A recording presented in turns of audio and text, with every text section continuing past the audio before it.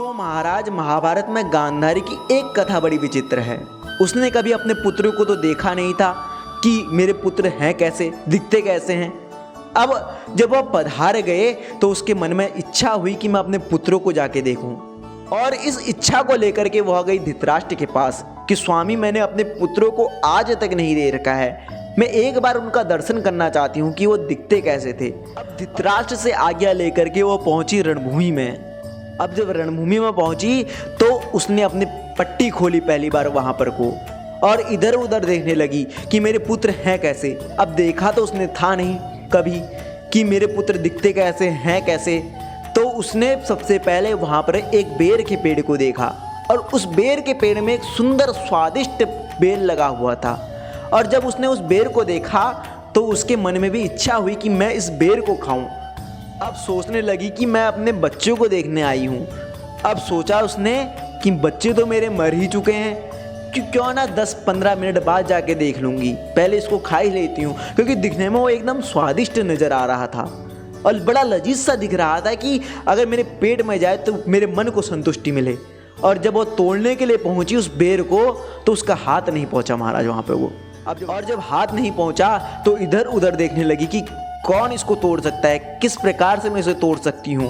और इधर उधर देखा तो देखती है कि चारों तरफ तो 100 ही 100 पड़े हैं। तो एक 100 को वह उठा के खींच करके लेके आई और उसके ऊपर चढ़ के वह बेर को तोड़ने लगी।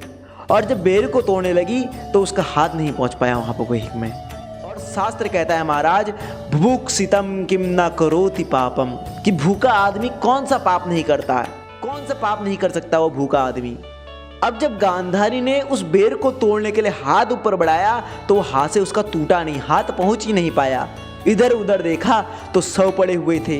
अब उसने एक 100 को खींचा और खींच करके उसके छाती के ऊपर पांव रखा और उसे तोड़ने की कोशिश करी, लेकिन फिर उससे नहीं पहुंच पाई वो, फिर छोटी पड़ गई। और इधर उधर से उसने जितने 100 देखे तो सभी को खींच के लाती वहां पर रखती, खींच के लाती वहां पर रखती। इस प्रकार से 100 उसने वहां पर इकट्ठा कर दिए। अब उसके ऊपर पांव रख करके उस बेर को तोड़ा और उस बेर को तोड़ करके खाने लगी, और बड़ा आनंद लेकर खा रही थी। और कह रही है कि वाह क्या स्वादिष्ट फल है, इसने तो मेरे अंदर जाते ही मेरी सारी की सारी भूख ही खत्म कर दी। अब वहां पर खड़े ठाकुर जी जोर से हंस पड़े ताली बजा करके कि ये गांधारी करने क्या आई थी और कर क्या रही है। और जब गांधारी ने देखा कन्हैया को तो कहने लगी, कन्हैया तुम हंस क्यों रहे हो? अच्छा ये छोड़ो, मैं तो अपने बालकों को देखने आई थी, बच्चों को देखने आई थी। कहाँ हैं मेरे बच्चे? क्या तुमने कहीं उनको देखा है? कहाँ है मेरा दुर्योधन? क्या तुमने देखा है उसे? तब गांधारी से कृष्ण ने कहा कि गांधारी, तू जिसके ऊपर खड़ी है, जिसके ऊपर तूने अपने पांव रखे हैं, उसी के नीचे तेरा दुर्योधन है। और जब कृष्ण भगवान ने जब बताया और गांधारी ने सुना कि मेरे पांव के नीचे मेरे पुत्र हैं और मैं उनके 100 के ऊपर पांव रख के बड़े मजे से बेर खा रही हूँ, तो बड़ा वो उसको लज्जा आई और वो रोने लगी। और जब रोने लगी तब उसने कृष्ण से कहा कि कृष्ण, मैं योगिनी हूँ, मैं अपने पूर्व जन्म के 100 जन्म देख सकती हूँ कि मैंने तो अपने इन 100 जन्मों में भी कोई ऐसा पाप नहीं किया है कि मुझे आज ये दिन देखना पड़ रहा है। मैं अपने पूर्व जन्म में भी मैंने कोई ऐसा पाप नहीं करा कि जिस पाप के कारण मुझे ये सजा मिल रही है। तब श्री कृष्ण गांधारी से कहते हैं कि तुझ में और मुझ में यही तो अंतर है कि तू योगिनी है, तू 100 जन्म देख सकती है अपने, लेकिन मैं तेरे अनंत जन्म देख सकता हूँ, हजारों जन्म देख सकता हूँ, उनसे भी ऊपर जन्म देख सकता हूँ। और मैं देख पा रहा हूँ कि तू इस जन्म से पूर्व 101वें जन्म में तू एक राजकुमारी थी, और वो राजकुमारी थी तब तेरे माथे में हमेशा दर्द बना रहता था।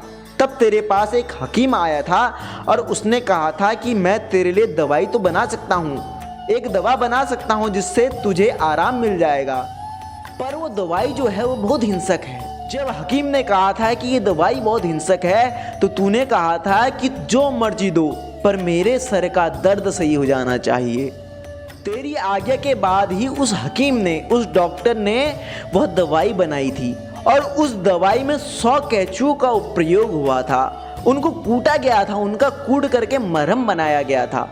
और जब तेरी आज्ञा से ये मरहम बनकर तैयार हुआ था तो वो डॉक्टर तेरे पास ये मरहम लेकर आया था, और इस मरहम को तूने अपने माथे पर लगाया था, जिससे उस समय तो तेरी माथे की दर्द सही हो गई, परंतु ये जो 100 केंचुए कूटे गए थे, इनका मरहम बनाया गया था। ये 100 केंचुए तेरे से बदला लेने के लिए तरस रहे थे। 101 जन्म से ये तेरे से बदला लेने के लिए तरस रहे थे, पर तेरी जो प्रार्थना थी, जो तेरी साधना थी, वो इतनी प्रबल थी कि ये तेरे दुश्मन बन के तुझसे बदला नहीं ले सके। अब ये 101 जन्म में तू तेरे बालक बन करके, तेरे बच्चे बन करके तेरे से बदला लिया है इन्होंने। तूने कहा कि कष्ट इन्हें है, परंतु ये तो बैकुंठ में मुक्त होकर के निवास कर रहे हैं। बोलो श्री कृष्ण कन्हैया लाल की जय।